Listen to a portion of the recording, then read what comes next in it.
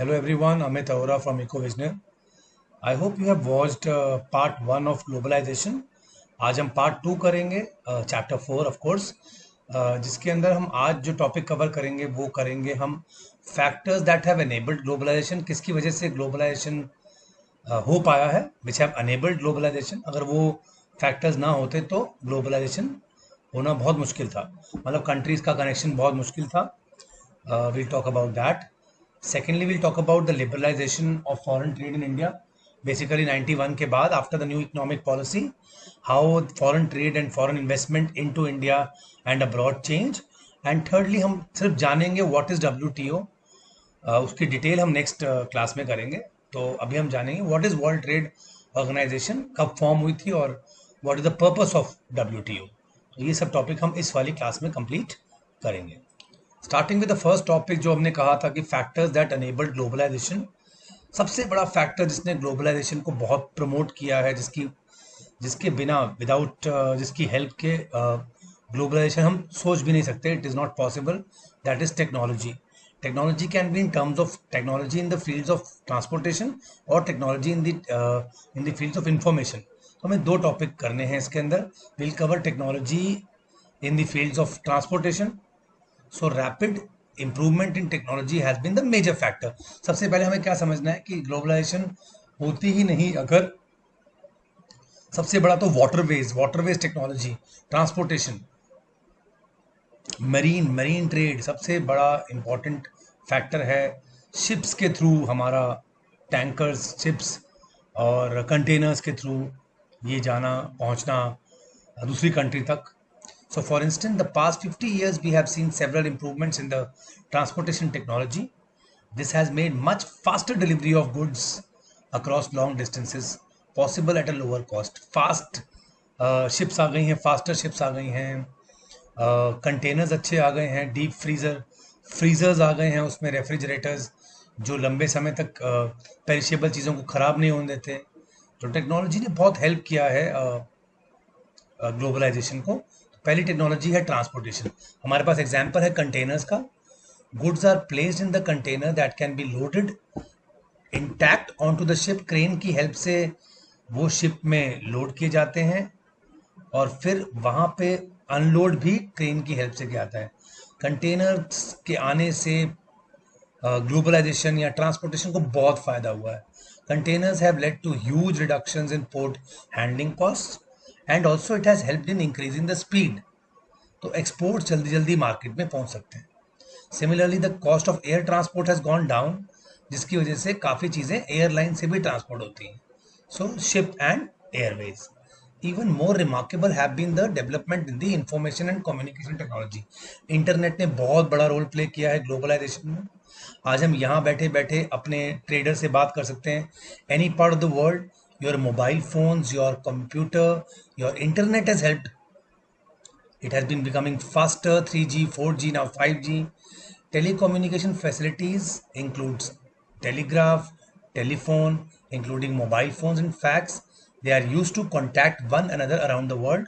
Suppliers, buyers, sellers आपस में अलग अलग एरिया से कॉन्टैक्ट में रहते हैं. This has been facilitated also by satellite communication devices. There are satellite phones. As you would be aware, computers have now entered almost every field of activity.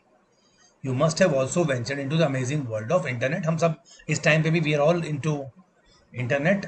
Virus के time पे we know what is the importance of internet when it comes to connecting people across the world. We can obtain, share information, almost anything you want to know. Internet allows us to send instant mails. हमें orders डालने हैं, हमें invoice भेजना है, कुछ भी internet हमें contact करना है, बायर को इंस्टेंटली वॉइस मेल छोड़ना है, वो बिल्कुल नेग्लिजेंट कॉस्ट, बहुत ही कम नेग्लिजिबल कॉस्ट पे हम लोग ये कर सकते हैं. So how is IT helping? एक एग्जांपल हमारे पास आईटी का भी है. How IT helps in globalisation.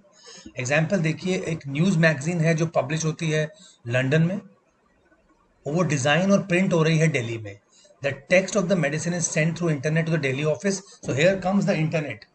So the text and what they desire to get printed comes through the internet. और उसके बाद जो प्रिंटिंग होनी है वो कहाँ होती है? वो इंडिया में होती है. So design the magazine in the office using telecommunication. The designing is done. The designing is done where? Designing is done in India. Even the payment, आप देखिए उसका प्रिंटिंग भी हो गई इंडिया में. अगर इंटरनेट नहीं होता तो वो डिज़ाइन और जो मैटर था वो इंडिया में नहीं आ पाता. Even the payment of money for designing and printing from a bank in London to a bank of Delhi is done instantly through the internet e-banking.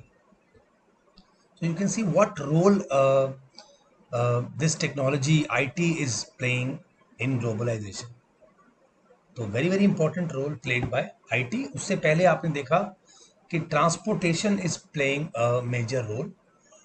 तो ट्रांसपोर्टेशन बहुत अच्छा फैसिलिटेट कर रहा है किसको, ग्लोबलाइजेशन को. और also IT, information technology, specially internet is helping us to integrate people, to join people across the world. Second topic of this chapter जो हमें डिस्कस करना है आज की क्लास में, दैट इज लिबरलाइजेशन. इंडिया में कब आया लिबरलाइजेशन और पहले क्या बैरियर्स थे. Let us return to the example of, हमने चाइनीज इंपोर्ट्स की बात की थी. Suppose Indian government before 91 it did not want any imported toys to be sold in the market, Indian market. तो इंडिया ने क्या किया हुआ था, इंडिया ने इन चीज़ों पे टैक्सेस हाई किए हुए थे, इंपोर्ट ड्यूटीज ये सब हाई किए हुए थे. तो ऑटोमेटिकली वहाँ से इंपोर्ट कम हो रहा था और वहाँ से टॉयज नहीं आ रहे थे. तो टैक्स ऑन इंपोर्ट जब हम लगा देते हैं, हम किसी भी चीज़ पे टैक्स ऑन इंपोर्ट्स लगा देंगे, उसे ट्रेड बैरियर्स कहते हैं. तो 91 से पहले इंडिया में क्या थे, trade barriers, there were restrictions.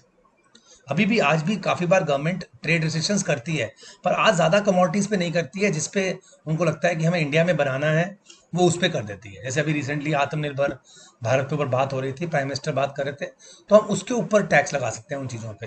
तो now also we are planning to open our own toy industry. तो now we be putting taxes on Chinese imports the moment we are ready with our toys. So many countries, many governments across the world, अभी तो world में बहुत बड़ा trade war हुआ है between China and USA. उधर भी trade barriers लगाए गए हैं और ये इंपोर्ट ड्यूटीज बढ़ाई गई हैं. So foreign trade and to decide what kind of good they want, how much to enter the into India, so that is done through.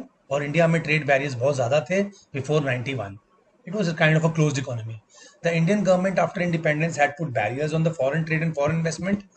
This was very necessary that time because India को अपने पैरों पे खड़ा होना था और हमारी अपनी कंपनियां फॉरेन कंपटीशन के तैयार नहीं थी. We were not ready for the foreign competition, हम नहीं कर पाते. सो द इंडस्ट्री हमारी कभी आगे आती ही नहीं अगर हमने तभी ही इंपोर्ट अलाउ किए होते. So thus India allowed imports of only essential items such as machinery, fertilisers, petroleum etcetera, जो हमारी इकोनॉमी के लिए ज़रूरी है. और जो चीज़ हम यहाँ बना सकते थे हमने उनके ऊपर we had put trade barriers. All develop countries during the early stage, अभी वो कोई भी डेवलप कंट्रीज हैं, उन्होंने स्टार्टिंग में हमेशा अपने प्रोड्यूसर को बचाने के लिए ट्रेड बैरियर्स रखे होंगे, इंडिया ने भी रखे. पर 1991 में ऐसी सिचुएशन आ गई कि इंडिया को अपनी इकोनॉमी को खोलना पड़ा. So the government decided that the time had come for Indian producers to compete with the producers around the world globe. You all should know, इसको हम LPG कहते हैं. लिबरलाइजेशन, प्राइवेटाइजेशन, ग्लोबलाइजेशन का फेज स्टार्ट हुआ था 1991 में. And government felt that competition would improve the performance of producers within the country, और लोगों को ज़्यादा वैरायटी मिलेगी. और IMF, वर्ल्ड बैंक ने इसको सपोर्ट किया था. दस barriers on foreign trade and foreign investment were remove partially पहले, और फिर काफ़ी जगह पे तो फुली रिमूव किया. इससे पता लगा कि that goods could be imported and exported easily, and also foreign companies could set up their factories in India. आज बहुत सारी फॉरेन फर्म्स की फैक्ट्रीज इंडिया में ऑपरेट करती हैं. हम पहले पढ़ चुके हैं, फोर्ड, होंडा, सैमसंग, सबकी फैक्ट्रियां इंडिया में ऑपरेट करती हैं. इवन एप्पल आईफोन इंडिया में बनता है. With liberalization, what is liberalization? Removing barriers or restrictions set by the government is known as liberalization. तो इंडिया became liberal, और liberal होते ही उसका effect क्या आया? It became global. With liberalization of trade, businesses allowed to make decisions freely about which to import, क्या import करना है और क्या export करना है.